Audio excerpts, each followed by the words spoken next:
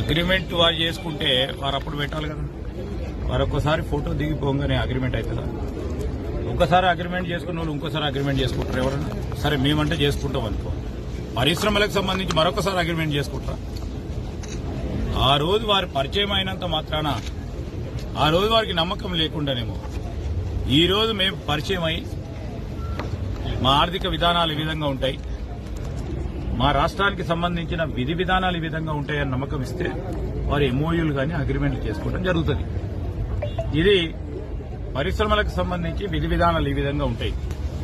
ఈరోజు ఎందుకు అప్పుడే ఇంకా 7 నెలలు కాకముందే అప్పుడే ఇంకా రాబోయే కాలంలో ఇంక ఈ విధంగా ఎన్నో చూస్తే ఇంకెంత భయపడటమో ఆందోళన చెందటం జరుగుతుందో కనబడతాం.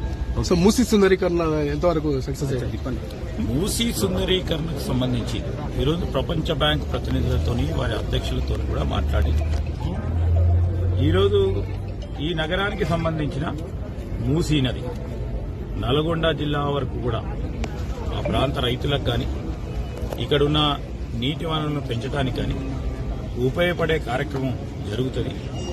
ఇది కూడా ఒక ఆర్థిక ఇంజన్ గా మనం రాబోయే కాలంలో ఈ సిటీలో దాదాపు 65 కిలోమీటర్ పూర్తి స్థాయిలో ప్రవహించే ఈ నదికి సంబంధించి రీజనరేట్ చేయాలనే ఒక ఆలోచన వారు ముందట పెట్టడం జరిగింది.